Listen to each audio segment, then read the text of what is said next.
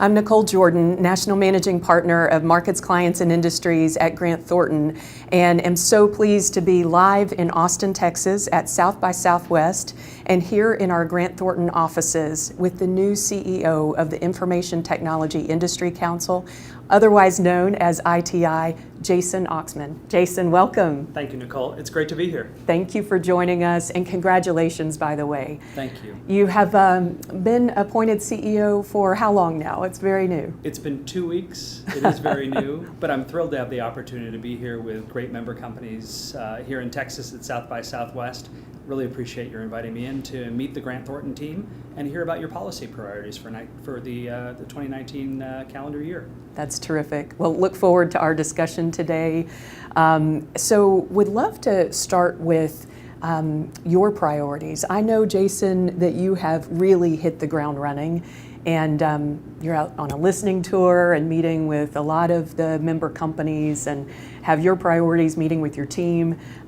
Tell us about some of the areas you're focusing on right now and the next 90 days.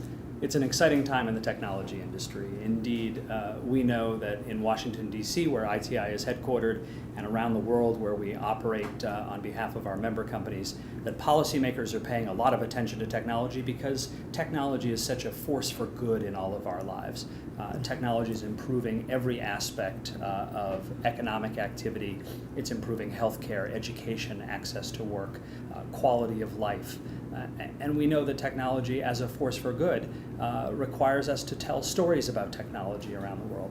So really, in conjunction with the phenomenal ITI team, I'm really focused on learning about our member companies' technology activities, learning about how we can help advance and grow their businesses, and telling the positive story about technology around the world. That's great. Well, let's build on that, Jason. So how do you see Grant Thornton as a technology company, and is everybody going to be a technology company? Well, we're thrilled to have Grant Thornton as an ITI member company for the very reason that it helps us understand that every company is a technology company. ITI has been around for a very long time, for 103 years. We were founded in 1916, which makes us, I think, about 8 years older than Grant Thornton. Very good. So when we started, the technology products and services that our members operated was very different, in the same way that the way in which Grant Thornton operated its business was very different when it started in 1924. But I think what's fascinating about your business and about a number of our member companies' businesses is the way in which technology becomes a competitive differentiator, really a feature set. And you look at some of the ways in which your clients' businesses are changing and how technology can help. The intersection of legal requirements and policy requirements and tax and accounting policies and procedures allow you to deploy technologies. I think some of the most fascinating are those that, for example, particularly for small and medium enterprises that may not have the capability to really track what they're doing. You have software products and services that look at payments that are going out from those companies, and if they're recurring payments, well, that's probably a lease, and we should make sure we track that as a lease and get the proper tax treatment. You're offering software as a service, products that allow mortgage companies to comply with new mortgage laws that really focus very heavily on who they're lending to, what neighborhoods, what communities they're lending to, make sure they're compliant with the tax and accounting rules around mortgage lending. These are all technology products, and the reason your clients hire you is to take advantage of those technology products. But I bet back in 1924 that Mr. Grant, when he started the company, probably didn't think of it as a technology-first company because the technology of the day was not a software product. That's what I'm most excited about ITI, how all of our member companies, regardless of the industry segment that they find themselves in, are technology companies. Jason, that's really well said, and I think we see that with our client base today. So we serve over 40 industry sectors, and we really see that evolution occurring to where, depending on the sector, they are transforming into a tech company, some sooner rather than than later, but that transformation is occurring. And so our interest is in being able to better advise our clients to help them prepare for the future, which is another reason why we're so excited to team with you and to support your mission. So top of mind for our clients today and for us as business professionals is data privacy. And I know that you and your team are doing an incredible job globally in being heavily involved in shaping the policies around data privacy. Tell us a little bit about that. It's a very interesting dynamic because obviously for technology products and services, as with any service in any industry, trust is fundamentally important. Your clients retain you because they trust in you that Grant Thornton is going to protect their information, going to provide them the best quality service while not exposing their data where it shouldn't be. And that's true across all ITI member companies, regardless of whether they're consumer-facing or serving companies or operating networks. Data privacy is of paramount importance. We have some challenges in the industry today, particularly in technology policy circles, of telling that story of trust. I would say the technology industry generally does not ask for regulation, doesn't actively seek legislation. Yes. But this is a unique area where that's actually not true. We have supported federal data privacy legislation because we think a national unified approach in the U.S., one that works in conjunction with regimes like GDPR in Europe that are already in force, will allow our member companies, all of which, like Grant Thornton, operate around the world, Yes. to operate in a way that allows data privacy to become a part of the business without having to change the way in which it's deployed as you hit a border. Data doesn't by itself recognize an international border or a state border here in the U.S. And we think uniform privacy legislation at the federal level in the U.S. is going to be important to allow our member companies to help restore that trust from their clients and their customers. Absolutely, and I really appreciate the way that your team approaches this. So it truly is the global voice, and you're connecting with the policymakers across all of these countries, and bringing that back and trying to be that connector as well. That's right. We have we are headquartered in Washington D.C., so we're active in the U.S. and that's not by any stretch the extent of our geographic reach. We have an office in Brussels because issues in Europe are so important to our member companies. We have a team that's dedicated to Asia, particularly active in India and China and other countries that are introducing legislation that or advancing policies that impact the tech policy world.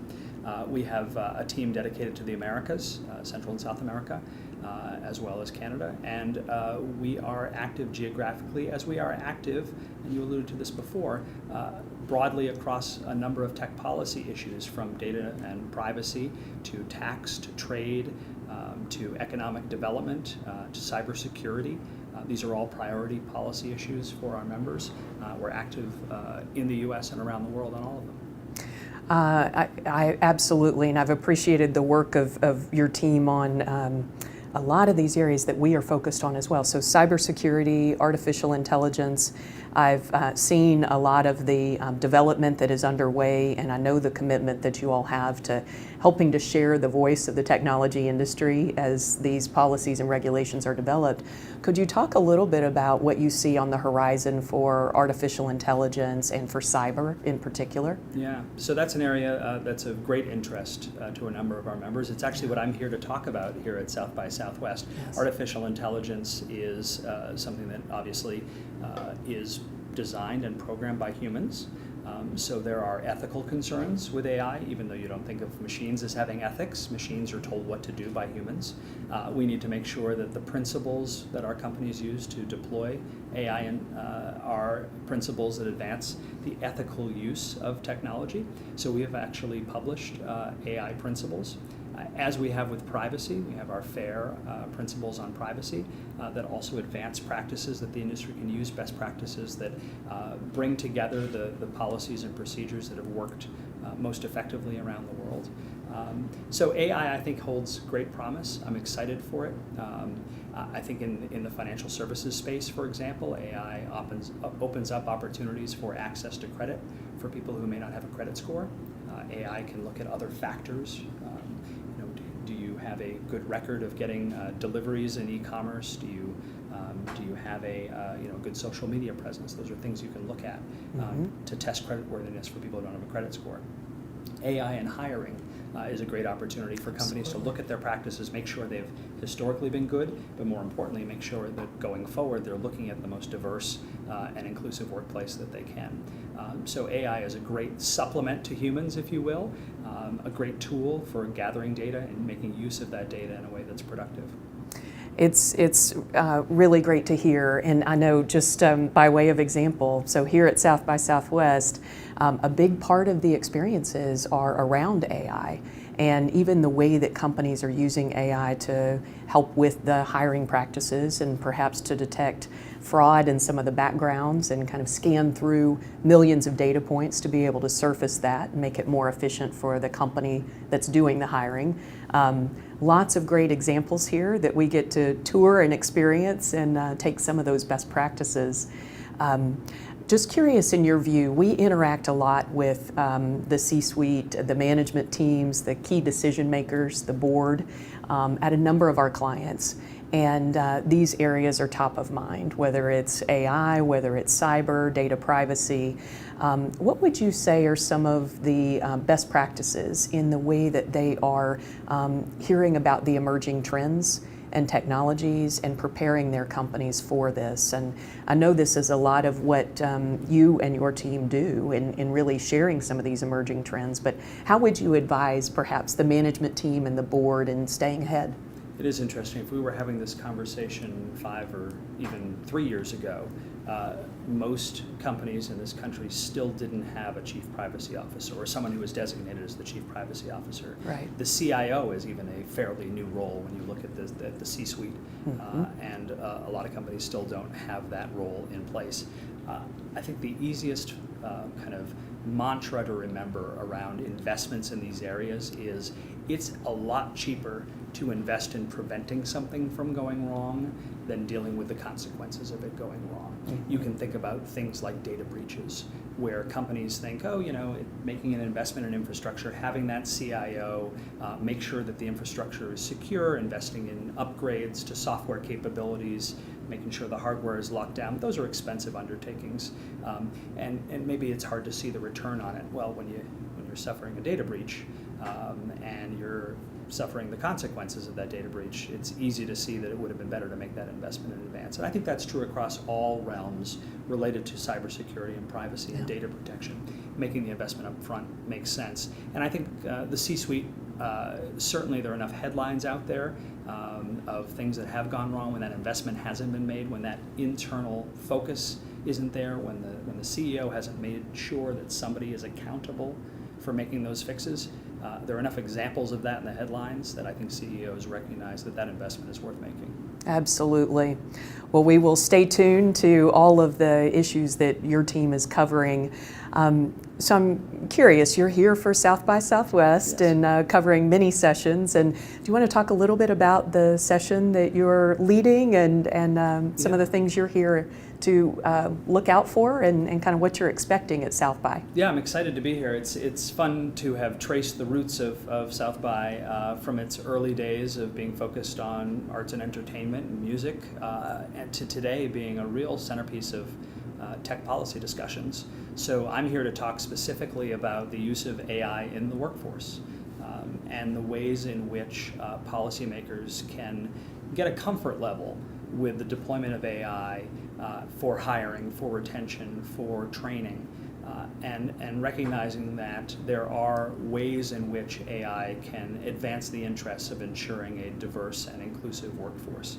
I think there's a reflexive desire among some to just say, well, AI can't be biased, it's a computer, and computers can't have biases.